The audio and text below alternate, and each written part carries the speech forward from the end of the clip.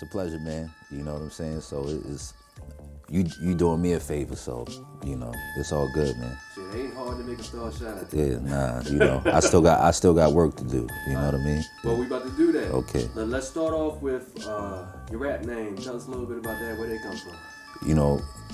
I go by Muddy Jones. The Jones comes from my father. His last name was actually Jones, but my mother, for whatever reasons, didn't give me that last name. So, so I threw the Jones up in there, and then I put the Muddy on there just because, that's me. I'm muddy. You know what I'm saying? Like, water and dirt. Water and earth. You know what I'm saying? Like, so that's my steed. I'm down to earth. I'm always, calm. I'm always grounded, you know what I'm saying, and focused. So, I just threw the Muddy on there, and that just made everything complete, So that's Muddy Jones right there. Where you from originally? I'm from Essex, Baltimore County, you know what I mean? I lived in various spots in the city, but, as far as me coming up, Essex, you know what I mean? That's where I'm from. Let's talk about that a little bit. Yeah. How did that influence you as an artist? Essex is a unique spot. You know what I mean? Whatever you want to get into, you want to get money, you can get some money out there. You want to lay low, you can lay low. You know what I'm saying? You want to, chase bras or do whatever. They out there. So you can do whatever whatever you want to do, you can get into out Essex. It's not a rah-rah place. It got its little spots, It's out there, it's an element or whatever. So, that's just, and that's all, reflected on, in my writing and in my life experience, And when I was coming up out there, it was a little, rough around the edges, There's some people out there, there's a lot of people out there that was into whatever they was into. And I was amongst it, growing up, you know what I mean? So that's the influence, How did you get into rapping? Man, well, I always had a love for music, you know what I mean? Mom's always playing music on the weekends, and, grandmother was a choir director, so, gospel, gospel, R&B, those was my first primary influences as far as music is concerned. And then when I first heard hip hop, I didn't want to hear nothing else. And but me writing and doing all that shit and actually spitting and it started the summer before 8th grade. I took some lines from Black Sheep, and I just formatted my rhyme after that, and I took a little bit from Q-Tip, and after that I formatted a rhyme after that. And I was too scared to spit, so I would just let people read it. But really, studio and all that shit, my first experience was through my brother Chariz. I met him in 8th grade, and and he was already light years ahead of me. He was recording, doing all this other shit, so I was so fascinated by that shit. That's what drew me into really putting effort into getting better and recording. I did my first recordings with Chariz. Oh man, and I know a little bit about your history. From there, where'd it go? And then, we getting older, we in high school now. We kind of ventured off and did our own little thing in life, you know what I'm saying? Then we clicked back up in high school, and then I start hearing, these dudes called Ill Fam. But I don't never see these motherfuckers. I mean, who the fuck is these motherfuckers called Ill Fam? So so one day I'm over Career Spot, and we this when he was living in Walnut Grove. He was like, "Yo, I'm about to take you over to the basement." I'm like, "The basement, all right." So we go over to the basement, and that's when I finally that's Ill Fam headquarters, 34 Lockett. You know what I'm saying? And so that, for me, that was training, because like I said, all these dudes was advanced, you know what I'm saying? They already had a style, they had their own names, you know what I'm saying? So it was training for me, you know what I'm saying? They was a little bit older than me, and so I was the youngin' just coming around, just soaking everything in, you know what I'm saying? And brothers trained me basically, you know what I'm saying, like to get my own style, to break out of my shell and express myself and show, you know what I'm saying, like that I can, you know what I'm saying. So they was literally helping me build my confidence in their own little ways, you know what I'm saying. Each one of those brothers, from Ill Fam, counseled me in various ways, and that was my foundation, as far as what I'm doing now, But there was a point in your life though, like later on, where you took a step back. Right? Yeah, what was that like? Yeah, I was doing, I was dipping and dabbing. I'm gonna tell you what led up to it. I had a spot out Sedonia. So I was dipping and dabbing into a lot of different things. I was still doing music, was always there, but life and living in Baltimore, and I was dipping and dabbing into a lot of different things and mixing with a lot of different people outside of music, and it was just circumstances around me that led up. Like first, I went through a breakup, that kind of fucked me up, you know what I'm saying? And then I lost my crib. Then I lost my car. Then I lost my job, you know what I'm saying? And then I was gonna step left to get some quick money, and the person I was gonna step left with, I lost contact with, and motherfucker basically disappeared. I don't know, I haven't, I don't know. But so all of those different circumstances just led up to me, was like, I gotta get the fuck out of Baltimore.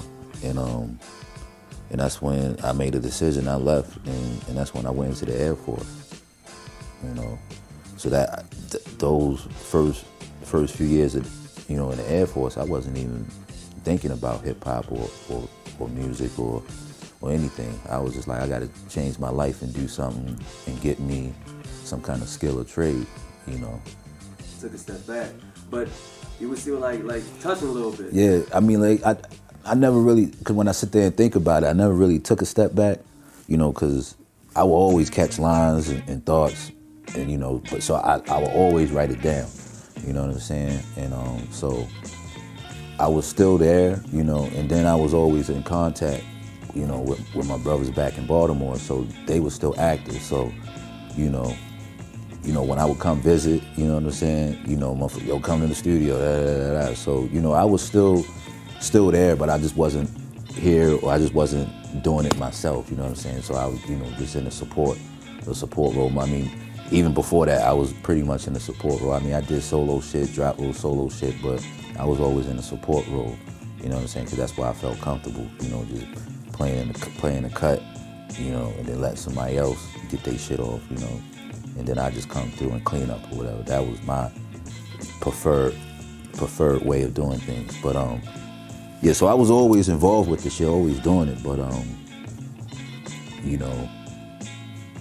so yeah, the only difference was I was doing the military shit, the Air Force shit, you know what I mean? So that was the only difference. So that took precedence over anything else I was doing.